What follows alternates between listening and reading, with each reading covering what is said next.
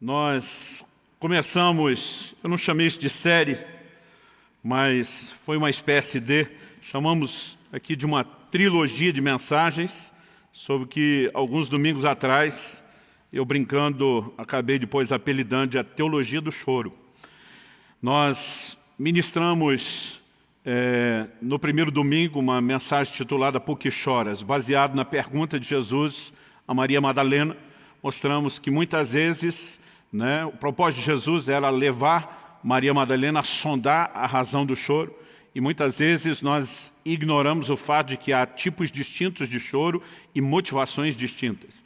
Então falamos que a primeira delas é quando choramos sem necessidade, porque podemos ter uma outra percepção daquilo que nos fez chorar, de alguma intervenção de Deus que ainda não foi compreendida ou percebida, e essa descoberta por si, ela elimina o choro. Nós falamos de choro com a motivação correta, e esse tendo o poder de atrair a ação de Deus em nosso favor, como é, por exemplo, a declaração de Deus através do profeta Isaías para o rei Ezequias, quando ele diz: eu vi as tuas lágrimas e ouvi as tuas orações. As circunstâncias mudaram, houve intervenção de Deus, e alguém poderia dizer a partir dessa declaração que as lágrimas têm o poder de chamar a atenção do homem chamando a atenção de Deus. Mas a gente também mostrou que isso não é sempre verdade.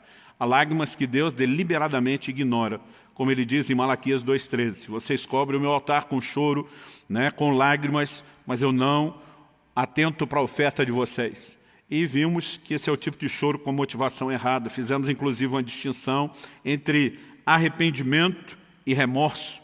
Mas a gente seguiu mostrando que o choro pode providenciar intervenções e mudanças da parte de Deus. Algumas vezes as mudanças vão acontecer nas circunstâncias, como foi com Ezequias, mas vimos também que outras vezes a mudança não vai acontecer do lado de fora, ela vai acontecer do lado de dentro. Hebreus nos diz lá no capítulo 5, dos versículos 7 a 9, falando a respeito de Jesus no Getsêmani, diz que ele levantou a Deus forte clamor com lágrimas. Foi ouvido pela sua piedade, mas mesmo sendo filho, a Bíblia diz, aprendeu a obediência pelas coisas que sofreu e foi aperfeiçoado. Ou seja, Deus não mudou as circunstâncias que o levaram a chorar. Deus o mudou na condição de homem. Ele foi aperfeiçoado, aprendeu a obediência. Então, a gente diz que alguma coisa vai mudar ou do lado de dentro, ou do lado de fora. Na semana passada, trabalhamos a ideia das lágrimas no odre, como diz o salmista, e vimos que Deus tem um processo de transformar tristeza em alegria. Essa mudança não acontece apenas porque Deus mudou uma circunstância ruim em favorável. A gente viu que essa mudança pode acontecer a despeito das circunstâncias. E hoje eu quero inclusive fortalecer um pouquinho mais essa ideia. Mas a gente também viu que o choro tem tempo de duração. É legítimo chorar. O choro não é só fisiológico, emocional, mera válvula de escape. Ele relaciona de alguma forma, mesmo com esse ambiente da vida espiritual, da vida com Deus, mas procuramos entender o que significa. O choro pode durar uma noite, mas a alegria vem pela manhã. E eu quero terminar hoje falando a respeito, não de esquecer aquilo que nos fez chorar, mas da capacidade de virar a página, de seguir adiante. E o tema da minha mensagem hoje é capacidade de superação. Então eu quero que você abra, por favor, a sua Bíblia, no primeiro livro de Crônicas, no capítulo 7. E nós vamos ler dos versículos 20 até o 27. O texto sagrado diz assim: o filho de Efraim foi Sutela, de quem foi filho Bered, de quem foi filho Taate, de quem foi filho Eleada, de quem foi filho Taate, de quem foi filho Zabade, de quem foi filho Sutela, e ainda Ezer e Eleade, mortos pelos homens de Gate, naturais da terra, pois eles foram roubar o gado destes. Efraim, seu pai, chorou por eles muitos dias, e os irmãos dele foram consolá-lo. Depois teve relações com a sua mulher. Ela ficou grávida e teve um filho, a quem ele chamou Berias, por causa da desgraça que sua família havia sofrido. 24. Sua filha foi Será, que edificou Bet-Horon de baixo e Bet-Horon de cima, bem como Zen Será. O filho de Berias foi Refa, de quem foi filho Rezef, de quem foi filho Tela, de quem foi filho Taã, de quem foi filho Ladã, de quem foi filho Amiúde, de quem foi filho Elisama, de quem foi filho Num, de quem foi filho Josué. Eu quero tomar esse pedaço de uma genealogia registrada aqui em 1 Crônicas, capítulo 7, como o nosso ponto de partida. Honestamente, quero admitir que quando criança, na leitura bíblica corrida, quando começava em Gênesis, eu ia bem até Êxodo 25. Quando começava a construção do tabernáculo, eu não conseguia entender nada daquilo e daqueles detalhes, né? Principalmente porque, além de criança e com pouco conhecimento, a gente ainda lia aquelas versões da Bíblia cheias de palavras e termos complicados e difíceis. Então eu pulava os últimos 15 capítulos do livro de Êxodo, até o 40, eu não lia mais nada daquilo. Mas eu já aproveitava o esforço do salto e pulava o livro de Levítico inteiro, porque eu também achava muito complicado tentar entender toda aquela dinâmica do funcionamento, né, do sacerdócio do Velho Testamento. E no embalo do pulo, eu ainda atropelava os primeiros capítulos de Números, porque são genealogias. Eu não sei você, eu nunca fui empolgado para ficar lendo genealogia na Bíblia. Às vezes a sensação que eu tinha era que era melhor ler uma lista telefônica, pelo menos os nomes seriam mais atuais, né? No entanto, há algumas coisas que com o tempo você aprende. Romanos 15:4 diz que tudo quanto foi escrito, para nosso ensino foi escrito, até mesmo as genealogias.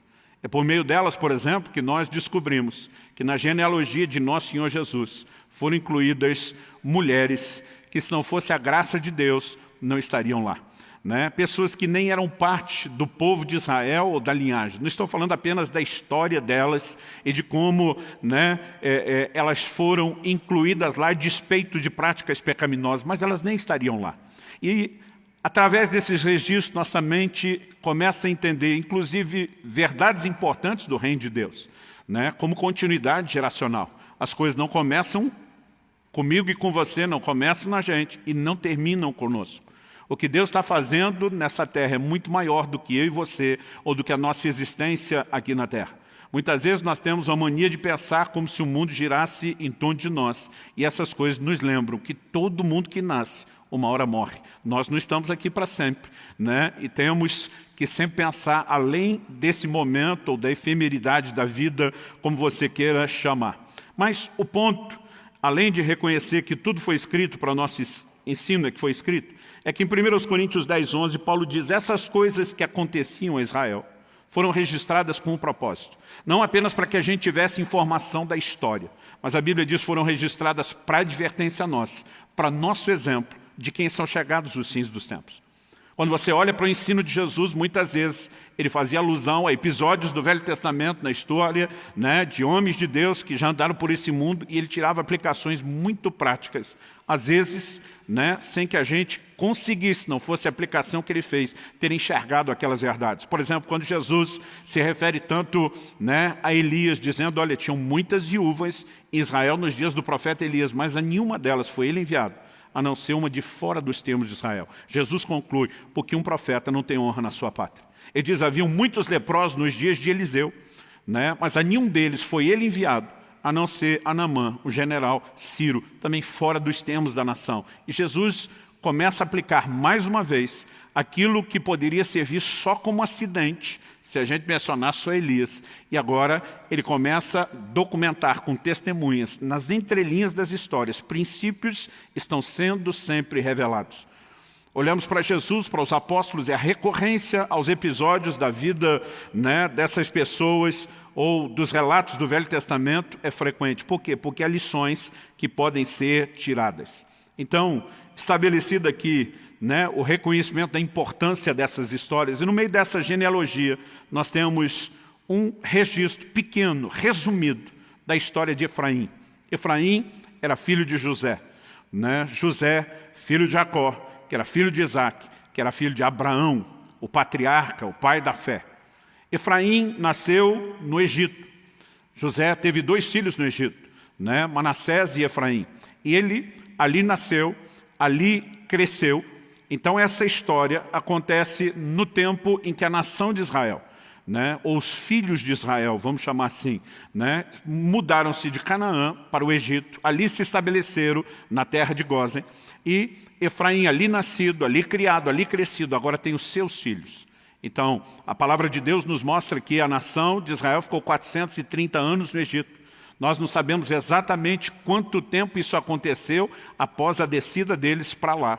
No entanto, me parece que não haviam passado tantas décadas assim. Eles estão no início da sua história no Egito. E no meio dessa informação, aparentemente só de uma genealogia, né? E 1 Crônicas está falando da genealogia de todos os filhos de Jacó. No meio dessa informação sobre Efraim, nós temos aqui essa informação, né, no versículo 21. O verso 21 diz que Ézer e Eleade eram filhos de Efraim, mas o texto diz que eles foram mortos pelos homens de Gate, naturais da terra. Então esse termo naturais da terra mostra que não apenas eram homens, né, que estavam visitando o Egito. Gate fica na região da terra dos filisteus, a chamada Palestina, né, que você consegue localizar hoje. Então, os filhos de Israel tinham morado em Canaã, tinham descido de lá, porque havia comércio entre Canaã e o Egito. Eles mesmo, antes de se mudar para o Egito, foram negociar e comprar comida. Eles trabalhavam com gado, era a expertise deles. Provavelmente, mesmo depois estabelecidos no Egito, eles estão fazendo negócios com as pessoas de Canaã. Há uma divergência entre as diferentes traduções e às vezes é difícil entender se enquanto eles foram à terra de Gate dos filisteus para negociar, os filisteus é que tentaram roubar o gado deles, ou, como a maioria acredita, se os filhos de Efraim é que estavam lá tentando roubar o gado dos filisteus. O ponto mais importante aqui não era quem estava tentando assaltar quem. É que no meio desse, né, episódio já triste por si mesmo, uma tragédia maior se estabelece, os dois morrem. Qual o resultado dessa perda? Verso 22 diz, Efraim, seu pai, chorou por eles muitos dias. Então aqui nós temos uma reação do choro, do qual a gente vem tratando abertamente nesses dias, né? E ele está chorando a dor da perda, ele está chorando, né, o fato de que 2 de seus filhos, isso não é a ordem natural das coisas, né? Anos atrás, eu tive que enfrentar o luto enterrando meu pai, mas ainda, quando você tem esse tipo de situação, você está vivendo a ordem natural das coisas. Quando os pais acabam tendo que enterrar os filhos, é uma dor muito diferente, né? Nós somos em 3 homens na família, eu sou o irmão do meio, mas era para a gente ter tido uma caçulinha. Ela nasceu, né? Essa garota viveu apenas 2 dias e faleceu, né? E a dor que a gente, mesmo quando criança, podia perceber nos pais, embora não conseguisse entender aquilo tudo que estava acontecendo, né, era evidente. Por quê? Porque a ordem acaba sendo invertida. E aqui Efraim não está vivendo só a dor da perda. Ele está vivendo, né, a dor da perda num contexto ainda diferente da ordem natural das coisas. Então ele chora, e a Bíblia diz, chorou por eles muitos dias. Nós não sabemos quanto tempo ele chorou.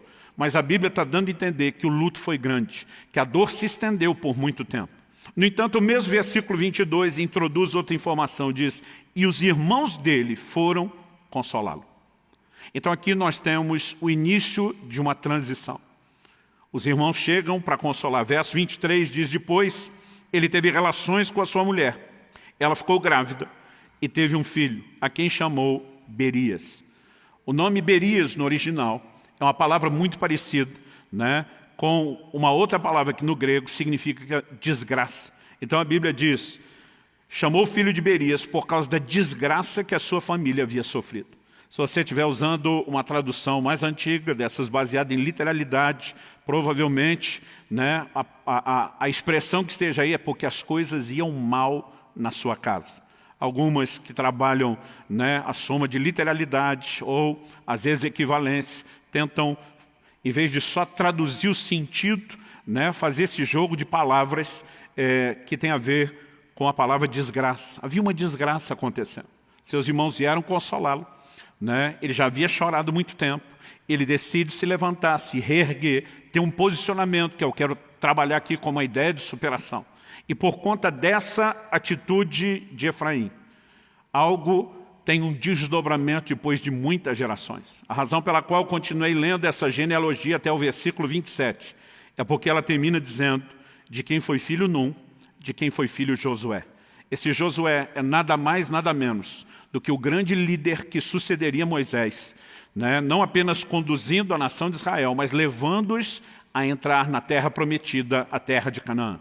Eu quero tomar essa história como um todo para trabalhar algumas verdades que eu acredito que a gente precisa entender e compreender. A primeira delas, quando falamos de vida cristã e não só da história em si, eu e você precisamos entender que não há nenhuma garantia, em primeiro lugar, de que nós, nessa vida, mesmo nos relacionando com Deus, não teremos problema. E a outra verdade que eu e você precisamos entender, que ela está bem ligada, é que a nossa alegria não precisa e não deveria ser circunstancial. Muitas vezes nós construímos uma fantasia de que se estamos servindo a Deus, nós não vamos ter problemas. E Deus vai se certificar de que tudo, o tempo todo, todas as circunstâncias nos sejam favoráveis para que a gente viva sorrindo, sem nunca precisar chorar. No entanto, isso não é verdade. E antes de construir só a ideia do problema que essa família passa, eles particularmente enfrentaram a dor da perda de 2 filhos, Efraim chora por isso, mas quando a gente olha para as Escrituras, a gente pode e deve reconhecer que não há garantia nenhuma de não enfrentarmos problemas, pelo contrário. Mesmo na casa de homens de Deus, de servos de Deus, a gente percebe que a dor, a tragédia, os problemas muitas vezes se manifestam e se instalam. Quando a gente fala da própria linhagem de Jacó, ele teve problemas com seu irmão, precisou fugir de casa, fica 20 anos ausente. Quando volta agora com seus filhos, no caminho de volta em Siquém, Diná, sua única filha, ela é violentada lá em Siquém. Nós temos episódios ao longo da história que envolvem muita dor. José, seu filho, é vendido pelos próprios irmãos. O fato é ocultado do pai durante anos, que vive o luto da perda, sem sonhar que o filho tivesse vivo. Então, eles passavam por circunstâncias, e a palavra de Deus faz questão de registrar isso tudo de forma honesta, para que eu e você saibamos o que aconteceu. Quando você olha para a vida de Davi, está certo que o registro bíblico também mostra que Davi não foi aquela Brastemp quando você fala em termos de paternidade, mas ele teve filhos cometendo incesto, irmão matando irmão dentro da família. Muitas vezes a tragédia se manifestou. A gente pode olhar para alguns casos e dizer isso não precisaria ter acontecido dessa forma, mas há outros que eu e você simplesmente não temos resposta e é melhor não tentar inventá-las. Mas a verdade é que quando a gente põe de lado essa fantasia de que não há garantias de que a gente não tenha problema, nós precisamos entender que felicidade, alegria, no contexto da revelação bíblica, não depende das circunstâncias que eu e você enfrentamos ou atravessamos. Se não tivermos uma teologia, um entendimento bíblico forte a respeito disso, nós não vamos sobreviver. Eu tenho visto muita gente enfrentar verdadeiras crises de fé, porque não foram preparados para lidar com essa realidade. Então eu queria citar apenas 3 textos bíblicos aqui, para deixar essa ideia mais clara. Em Mateus capítulo 13, nos versículos 20 e 21, quando Jesus, na parábola do semeador, fala que uma das sementes caiu em solo pedregoso ou rochoso, dependendo da versão. Quando chega nos versos 20 e 21 de Mateus 13, Jesus explica o sentido disso na alegoria. E ele diz: o que foi semeado em solo rochoso, esse é o que ouve a palavra e logo a recebe com alegria. Ele diz: mas ele não tem raiz em si mesmo, sendo de pouca duração. Quando chega a angústia ou a perseguição por causa da palavra, logo se escandaliza. Ele está falando de alguém que é movido à empolgação circunstancial. Recebeu a palavra, um novo entendimento, está feliz, está contente, mas não tem raiz, não tem profundidade.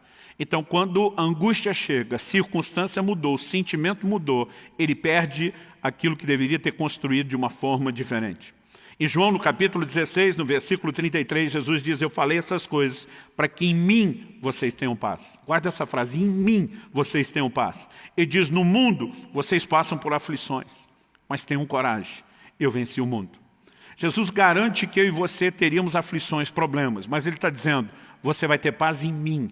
Em outras palavras, ele está dizendo: se você tentar fundamentar essa ideia e o conceito de paz, de sentimentos bons, baseado nas circunstâncias, vai dar ruim.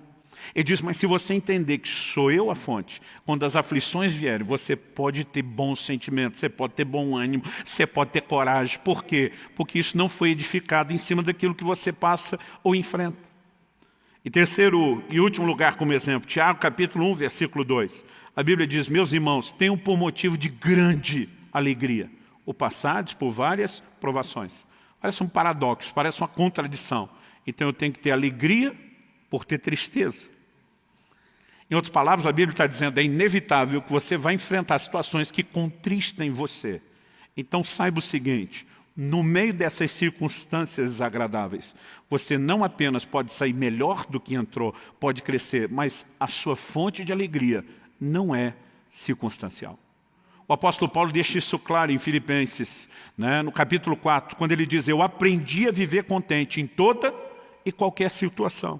Em outras palavras, ele está dizendo, não é a circunstância que eu enfrento que define se eu tenho alegria ou realização. Ele diz, aprendi a viver contente em qualquer situação. Ele diz, eu sei enfrentar a abundância, mas eu sei enfrentar a escassez. Ele, no verso 13, conclui dizendo, eu posso todas as coisas naquele que me fortalece. Esse posso todas as coisas naquele que me fortalece, a igreja, de uma forma geral, tenta usar para poder de realização. Quando, na verdade, ele está falando de uma capacidade de suportar todas as coisas. Por quê? Porque é um Deus que nos fortalece para que a gente suporte qualquer tipo de situação, seja ela boa ou ruim. Era esse tipo de convicção que fazia a gente, como Paulo e Silas, na prisão, lá em Filipos. A Bíblia diz perto da meia-noite, quando era literalmente hora de todo mundo estar dormindo. Eles não dormiam, não deixavam ninguém dormir. Tinham sido açoitados, estavam com os pés pendurados no tronco, mas você não vê eles murmurando ou reclamando contra Deus. Senhor, cadê você? Onde está o cumprimento da sua promessa? A Bíblia diz, eles oravam e cantavam louvores. Essa é a razão porque nós temos, no início da era cristã, uma igreja forte e imparável. Eles não construíram essa ideia de que realização era circunstancial. E nós precisamos entender, a fonte de toda alegria e realização na vida de cada um de nós deve ser o Senhor, ponto final. A partir disso, se Deus nos permitir viver alegrias circunstanciais, nós também vamos desfrutá-lo.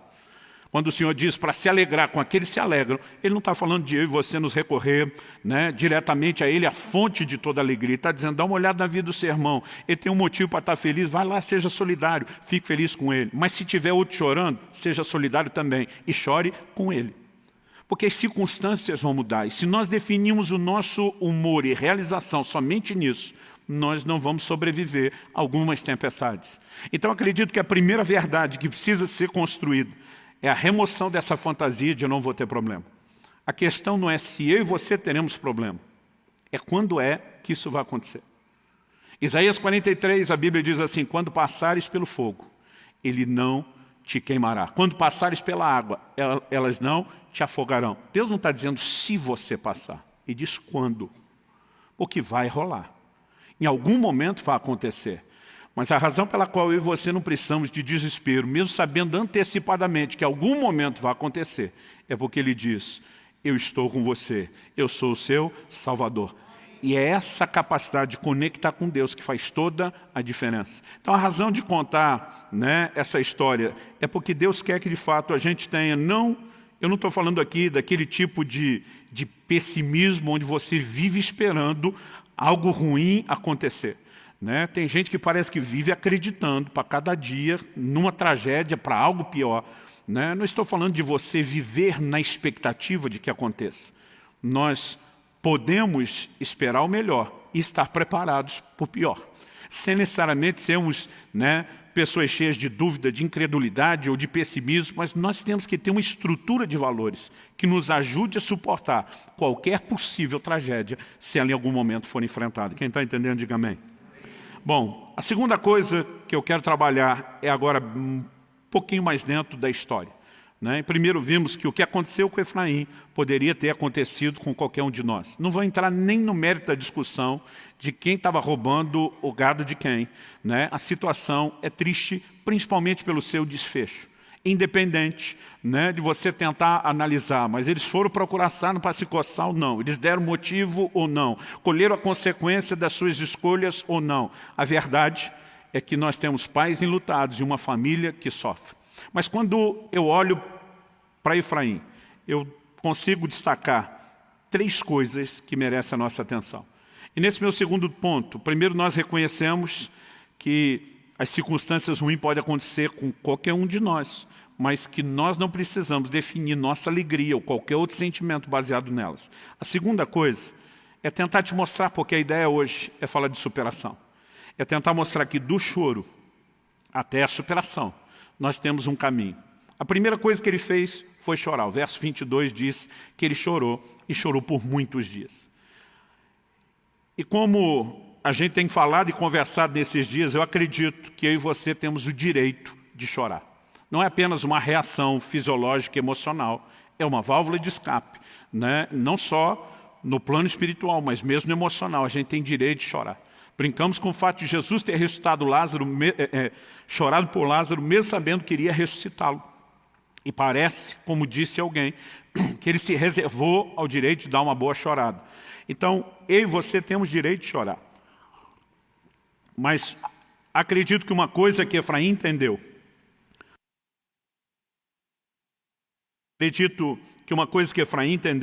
foi que o choro não precisa ser ato contínuo.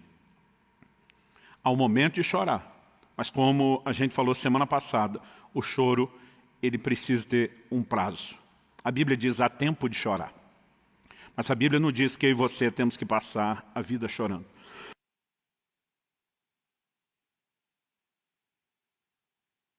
E se a gente entender que há o tempo de chorar, mas há o tempo de parar de chorar, nós vamos então nos abrir para a segunda coisa que aconteceu. A segunda coisa foi que ele se deixou consolar. Não parece que Efraim teve essa capacidade de reagir sozinho. A Bíblia diz, e os seus irmãos foram consolados. A ideia dos seus irmãos parece que houve uma boa mobilização familiar. É como se aquela turma se unisse e dissesse, nós precisamos tirar o Efraim do luto. Nós precisamos levantá-lo. Né? O luto é algo justo, né? O choro precisa acontecer, mas ele não pode definir o resto da existência de ninguém. Então essa turma se une e eles decidem consolar seu irmão Efraim. E conseguiram o resultado. Eu e você precisamos aprender a importância de não apenas receber consolo, mas de muitas vezes levar consolo. Né? Porque há pessoas que estão precisando receber e muitas vezes nós nos confundimos em relação a duas coisas que eu acredito que elas merecem uma distinção. Muitas vezes a gente confunde empatia, solidariedade com consolo. São duas coisas distintas. Quando a Bíblia diz chorai com os que choram, é empatia, é solidariedade. É muitas vezes você sentar do lado e dizer, você está no tempo de chorar, e eu vou fazer companhia, eu vou chorar com você. Está doendo, não é hora de ignorar a dor, não é hora de fingir que não aconteceu. Agora, consolo é diferente, né, de empatia ou de solidariedade. Consolo é quando os irmãos chegam e dizem, nós não vamos continuar chorando com você, nem vamos deixar você continuar chorando.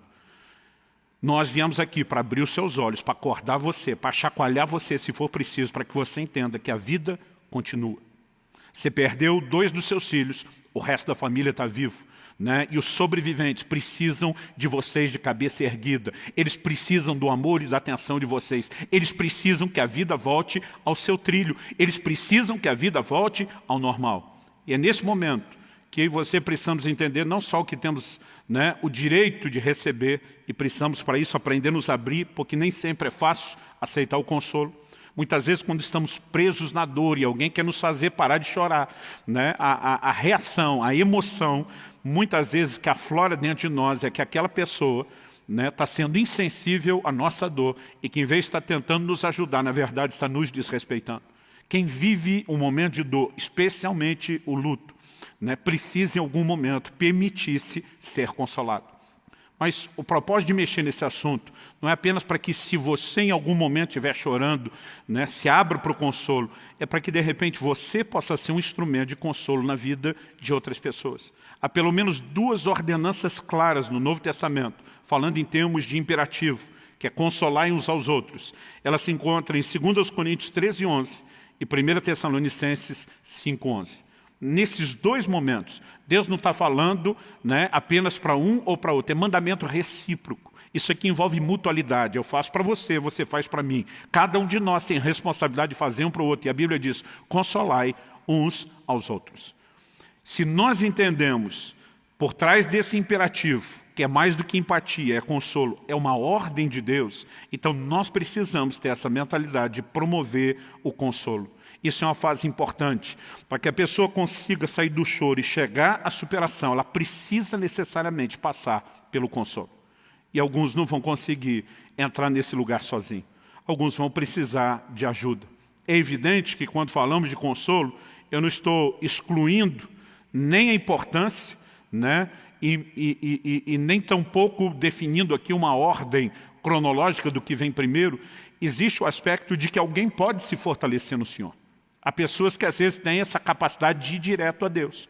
Em 1 Samuel capítulo 30, a gente falou disso nos outros domingos, nós vemos quando Davi chega a Ziclag, encontra a cidade destruída, queimada, descobre que os familiares, mulheres e filhos dele, de todos os seus homens, tinham sido levados cativos. A Bíblia diz que eles choraram até não ter mais força para chorar. É um termo, né, único nas Escrituras. Alguém parar de chorar não porque foi consolado, mas porque não aguenta mais continuar chorando. Nesse momento, Davi viu que a coisa ia ficar ainda pior. Porque agora os homens, na amargura da perda, da dor, estão falando de apedrejá-lo. Então, 1 Samuel, capítulo 30, verso 6, diz assim, Davi, porém, se fortaleceu no Senhor seu Deus. Então, o momento que a ficha cai para Davi, e diz, esse negócio está ruim, mas vai ficar pior. E ele diz, seus homens não estão à volta conseguindo consolá-lo. Eles, na verdade, estão conspirando contra Davi. Né? Eu brinco que a culpa sempre é do líder. Deu ruim, a culpa é do líder. Nesse momento, ele não tem o apoio de ninguém. Davi olha para cima e diz, se o Senhor não me socorrer, ninguém mais vai me socorrer. Mas a verdade é que nem sempre as pessoas conseguem ter essa capacidade de, a despeito de não ter ninguém ao lado, irem direto a Deus. A fonte estará sempre à minha e à sua disposição, independente de ter gente nos consolando à volta ou não. Em segunda carta de Paulo a Timóteo, no capítulo 4, nos versículos 16 e 17, ele diz assim, na minha primeira defesa, ninguém apareceu para me apoiar. Todos me abandonaram. Que isso não lhe seja cobrado. Outra versão diz, que isso não lhe seja levado em conta. Não lhe seja cobrado por quem? Paulo não está nem falando só de si. A impressão que eu tenho está dizendo que Deus não bote isso na conta deles, porque todos me abandonaram. Mas Paulo senta para chorar e lamentar que na hora que ele precisou, todo mundo que ele ajudou não estava lá, não. Paulo diz o seguinte, mas o Senhor permaneceu ao meu lado e me deu forças. Né? Em outras palavras, ele está dizendo, se eles perderam a oportunidade de chorar comigo, ou depois estar ao meu lado, me consolar e me fortalecer, isso não significa que eu tenha desistido de recorrer à fonte. Agora, se Deus, que é a fonte do consolo direto, nos mandou levar isso uns aos outros, significa que Ele não quer o tempo todo fazer isso só de forma direta. Ele quer fazer isso através de mim, Ele quer fazer isso através de você. E nós precisamos ter uma mentalidade de consolo. Porque muitas vezes, quem está naquele momento de dor tem dificuldade de virar a página, tem dificuldade de se levantar. Né? Acredito que muitas vezes as pessoas não entendem que a decisão de se reerguer envolve não apenas a decisão de parar de chorar, mas de vencer a paralisia que foi causada pela dor.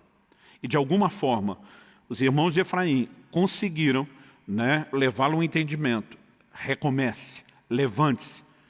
Quando a palavra de Deus diz que ele se une à sua mulher e gera um outro filho, não está falando de substituição. Né? Só quem perdeu um filho, né, talvez entenda a profundidade da dor, mas nenhum de nós que é pai, mesmo sem ter perdido os filhos, vai ter dificuldade de entender que um filho não substitui outro. Todos são igualmente importantes, mas cada um tem a sua singularidade, o seu valor. Filho não é algo como, né, o seu automóvel, que se foi roubado, o seguro lhe paga outro, e de repente você fica satisfeito com a troca. Não é disso que nós estamos falando. Então, capacidade de superação, principalmente quando falamos do luto, não é nem ignorar a dor e o que te levou a chorar, não é esquecer isso. Não é fingir que não aconteceu, que aquela pessoa não existiu para que você desligue a dor. É simplesmente uma decisão de continuar. Aliás, depois de gerar o filho, o que mostra, né, essa ideia, essa visão de eu vou superar, a vida continua, eu vou me reerguer. A Bíblia diz que o nome que ele dá ainda era um lembrete do que a família tinha passado. Quando ele chama o filho de Berias, era muito comum eles darem um nome associado àquilo que estava acontecendo, ao que estavam vivendo, né? Ou uma expectativa futura, um reconhecimento do que aconteceu. José dá o nome aos filhos Manassés e Efraim, exatamente nesse contexto, né? Falando de como Deus o fez esquecer tudo aquilo que ele tinha passado e enfrentado. Efraim, em vez de ter uma atitude, um nome positivo da virada, ele dá o nome do filho de Berias. Diz, o negócio está ruim, né? Está difícil. Então significa que mesmo decidindo reconstruir, ele não simplesmente virou a página em termos emocionais da noite para o dia. E eu não quero parecer insensível aqui, mas nós precisamos entender que a palavra de Deus tenta nos apresentar uma visão, né? Muitas vezes fria para quem está passando a dor do luto, de que a vida continua. Em 1 Coríntios, capítulo 7, versículo 39, o apóstolo Paulo diz assim: a mulher viúva está livre para casar com quem quiser, contanto que seja no Senhor. A maior parte do tempo a gente usa esse texto só para regulamentar um novo casamento. Em caso de viuvez, pode casar de novo. Deus limitou e restringiu o universo de escolha, diz que cada um pode casar com quem quiser, né? Então não tem esse negócio de que fulano foi predestinado para mim ou eu para fulano, existe escolha. Mas Deus restringe o universo de escolha e diz, tem que ser no Senhor, tem que partilhar da mesma fé. E a maior parte do tempo a gente olha o versículo para falar só disso. Mas Deus não está falando só disso. Deus está dizendo, ei, o casamento deve ser respeitado, mas quando um foi, o outro tem direito de se reerguer, o outro tem direito de reconstruir, porque a vida continua. Então me perdoe, né? Principalmente quando a gente fala alguém que está vivendo num momento de dor, mas a vida continua.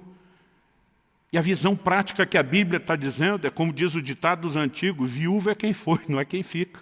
Né? Porque é uma vida a ser continuada. E Deus, nesse momento, não está dizendo, estou sendo insensível à sua dor. Ele está dizendo, eu quero abrir os seus olhos, eu quero ampliar os seus horizontes. Existe vida depois de todo tipo de dor.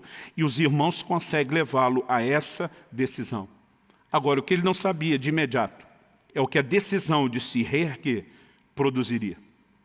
E eu quero terminar. Meu terceiro e último ponto é dizer que coisas boas, e vou abrir e fechar parênteses para essa frase, e até melhores, ainda podem acontecer. Não significa que porque eu e você enfrentamos algum nível de dor ou de perda, que a vida terminou. Não significa necessariamente que as coisas boas que virão também são compensação. Mas eu e você precisamos acreditar que coisas boas e até melhores ainda podem acontecer. Eu fico olhando para a disposição desse homem de se reerguer. Num processo doloroso, aceita o consolo dos seus irmãos, diz, eu vou seguir em frente. Isso não significa que a dor desapareceu da noite para o dia, embora ele já não está chorando como antes. Ele está lidando com a realidade disso. Mas a partir de Berias, seu filho, nós temos nessa genealogia 10 gerações que vão nos colocar num homem chamado Josué. Josué, ele se torna um instrumento de Deus para conseguir colocar não apenas aquela família, não apenas aquela tribo, mas toda a nação dentro do cumprimento do plano e de uma promessa antiga que Deus havia feito àqueles ancestrais. Ou seja, quando você olha para essa história e resumindo ela aqui para onde é o nosso interesse, nós podemos entender que eles não apenas foram abençoados com a decisão de se reerguer, mas eles se tornaram bênção e eles presentearam toda a nação com algo que veio dessa decisão. Isso precisa nos fazer olhar a vida de uma forma diferente.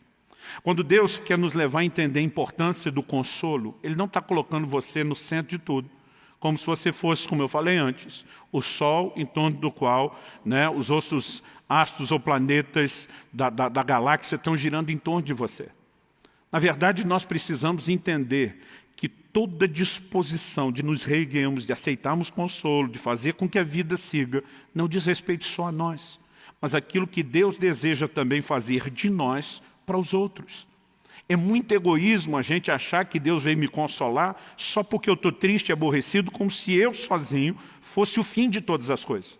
Acredito que o amor de Deus por mim e por você é forte o suficiente para que Ele intervisse até por amor e misericórdia, única e exclusivamente de nós. No entanto, nós precisamos entender que a mentalidade doadora e não egoísta de Deus nunca vai nos sugerir em momento nenhum da Bíblia que coisa alguma de boa que aconteça tem que parar em mim ou em você.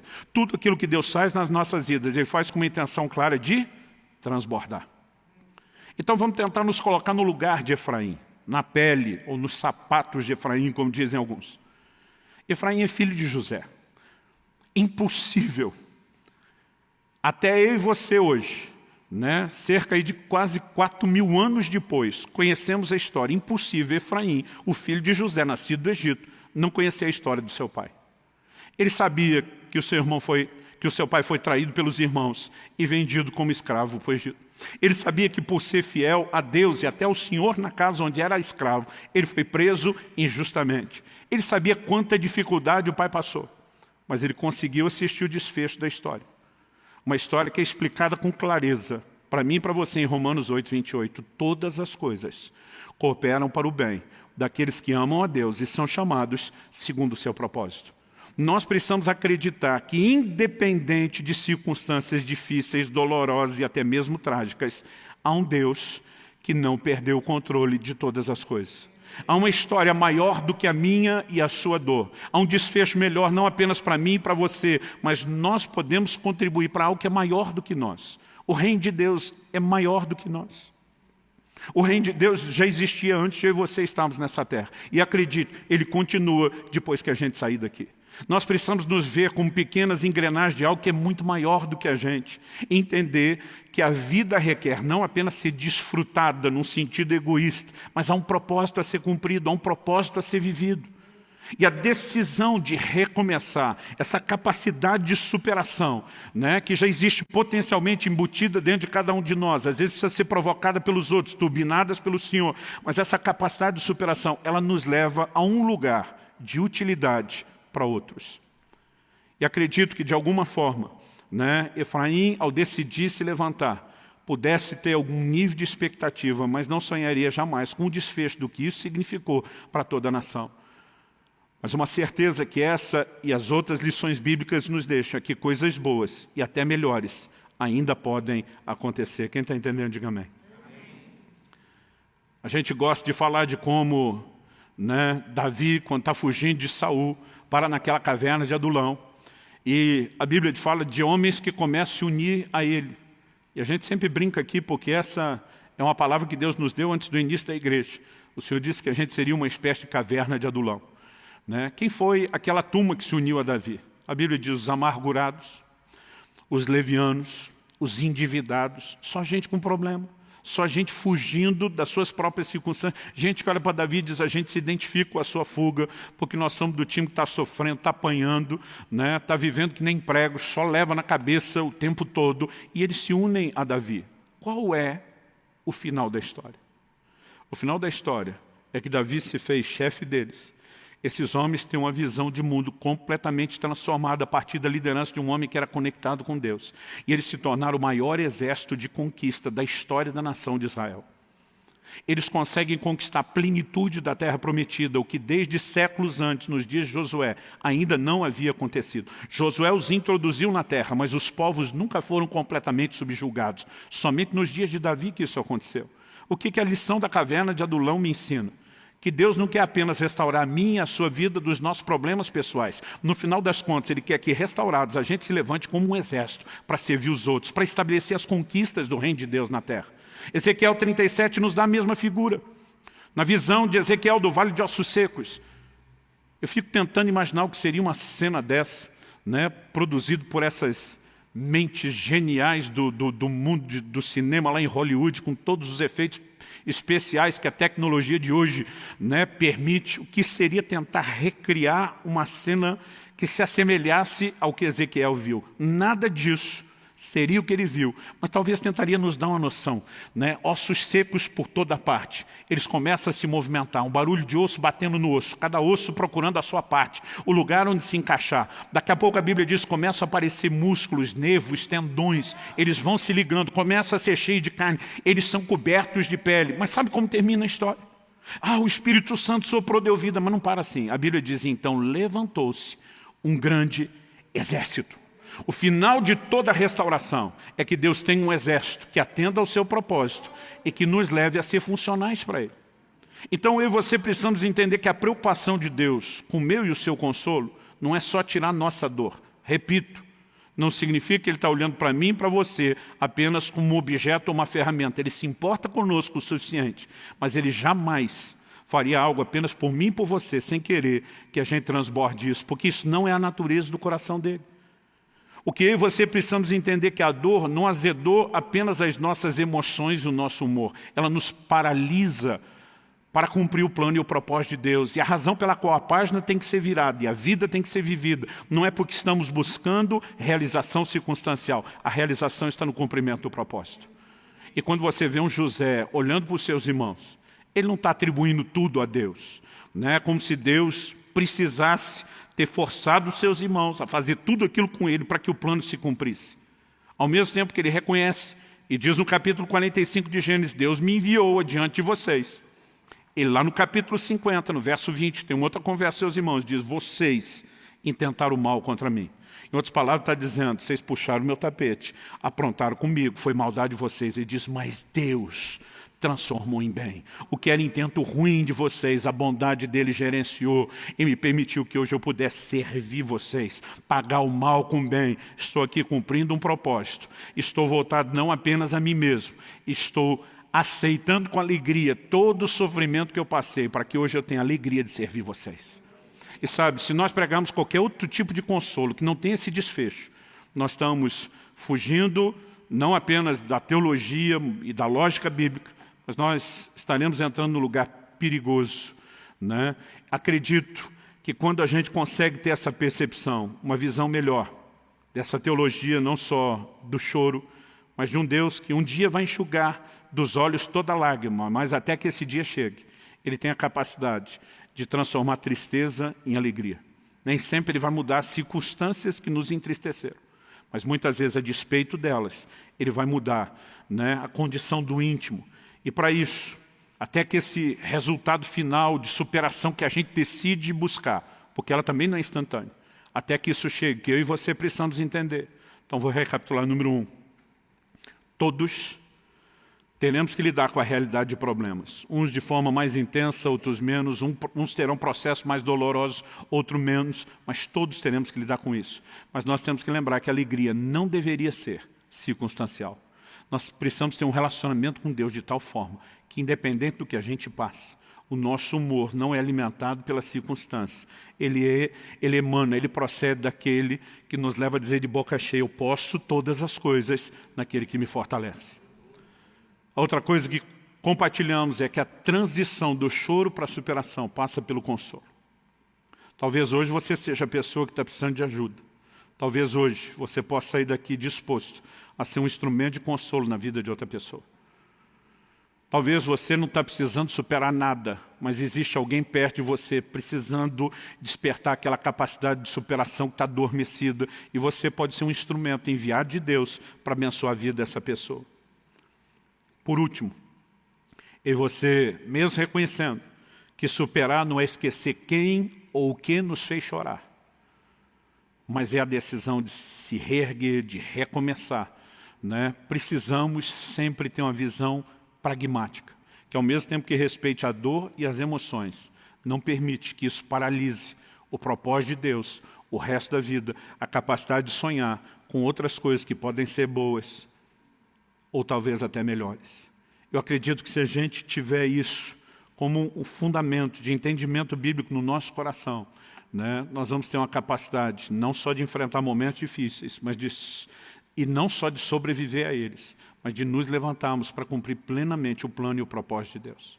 Quando eu olho para a família de Efraim, eu reconheço que eles poderiam ter continuado a chorar por mais tempo ainda. Eles poderiam ter desistido de tentar alcançar qualquer outras alegrias, realizações, mas se deixaram ser consolados. E eu e você podemos aprender com eles que a capacidade de prosseguir não abençoa só eles, abençoa toda a nação. Que presente foi essa 10ª geração, né, que procede da linhagem de alguém que decidiu não desistir. Se estiver firme no meu e no seu coração, eu e você poderemos superar, crendo que é um Deus que não apenas vai nos abençoar, mas vai transbordar isso de nós para os outros. Você recebe essa palavra em nome de Jesus? Vamos ficar em pé, vamos orar juntos.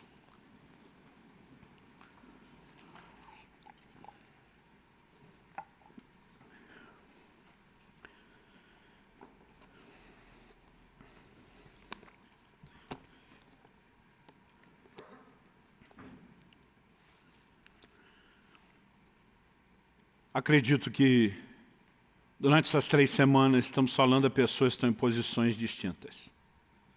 Tem gente chorando. Tem gente vivendo um momento de dor. Tem gente vivendo perdas.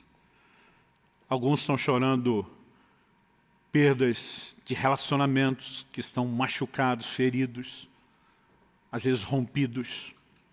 Alguns estão chorando perdas materiais e financeiras, não necessariamente porque são avarentos, né? Mas porque estão numa situação de dizer, no meio de tudo isso, como será a vida, em especial os chefes de família, como vou cuidar dos meus? A gente chorando, e nós temos gente, né, na igreja nesse momento, chorando com a dor do luto, de ter perdido familiares, e esse é aquele tipo de circunstância que não muda. A mudança vai precisar em algum momento, depois da gente exercer o direito do luto, o direito do choro. A mudança tem que acontecer do lado de dentro. Mas há aqueles de nós que não estamos enfrentando um momento de dor ou nada tão relevante agora. No entanto, isso não significa que eu e você não precisamos estar preparados através de instrução e orientação bíblica para saber como proceder se em algum momento a gente tiver que lidar com algumas dessas circunstâncias. Em momentos como esse, como nos mostrou Jesus, a gente não pode ser gente que não tem raiz e que simplesmente sucumbe na fé, né? Naufraga na fé, porque não se permitiu aprofundar raízes em Deus e ser fortalecido nele. Nós precisamos de uma fé sólida, de uma vida cristã que não seja superficial. Isso não se desenvolve sem que a gente considere, até de forma fria, o fato de que nós vamos ter que enfrentar esse tipo de dificuldade. Mas pode ser que, além de consolar alguns e preparar outros, Deus esteja aqui tentando turbinar o coração de alguns de nós, para que a gente seja os promotores desse consolo. E acredite, tem mais gente do que você imagina precisando da nossa instrumentalidade. Aliás, essa é uma das razões por que nenhum de nós deveria se deixar ser paralisado pela dor. Não se trata apenas de sobreviver à nossa dor. O apóstolo Paulo entendeu tão claro isso, que diz em 2 Coríntios 1,4, com a consolação que nós somos consolados, nós consolamos os outros. E diz no final das contas, eu não vou só sorrir dizendo Deus me abençoou e me ajudou. Ele diz, eu me transformo por conta da intervenção de Deus num ajudador, em alguém que toca os outros, que transborda os outros. E com a mentalidade dessa, nós nos tornaríamos uma igreja imparável. Não pararíamos por causa da dificuldade, não mudaríamos o nosso humor diante do que passamos, não deixaríamos de ajudar os outros. Mas muitas vezes, por causa de um evangelho que tem virado antropocêntrico, hedonista, construído só no prazer pessoal, individualista, egoísta, nós estamos o tempo todo cabisbaixos, choramingando mais do que deveria, e nem conseguimos nos conectar à fonte que mudaria isso, e nem transbordamos isso para ninguém. Mas acredito, Deus está nos chamando a um lugar de maturidade, de resposta diferente, para que a gente possa fazer diferença, e nós faremos diferença em nome de Jesus. Eu quero que você tire um momento de oração franca e honesta com Deus agora. Não apenas vocês que estão aqui na reunião, você que nos acompanha pela transmissão, seja ao vivo ou depois por essa palavra gravada. Eu quero lançar um encorajamento ao seu coração para que agora se desligue do que está acontecendo do resto e deixe o Espírito Santo soprar vida dentro de você. Capacidade de superação não é algo que é provocado mera e simplesmente por um encorajamento humano. O aspecto emocional tem lá o seu papel e a sua importância, mas obviamente não é tudo. Há uma faísca de ignição sobrenatural que só Deus pode, produzir dentro de nós, só o Espírito Santo. E nós precisamos entender o quanto Ele quer fazer isso. Ele é chamado nas Escrituras de o Deus de toda consolação. Eu não sei você, mas eu empolgo com isso. Se a Bíblia dissesse Deus de consolação já era uma coisa boa. Mas quando diz o Deus de toda a consolação, é como se Deus estivesse tentando fazer você entender que Ele não quer despejar só um pouquinho, Ele não vai fazer o trabalho pela metade. Ele quer trazer a consolação toda, medida cheia. Jesus se refere ao Espírito Santo, dando-lhe um adjetivo, um rótulo, e o chamando de o Consolador.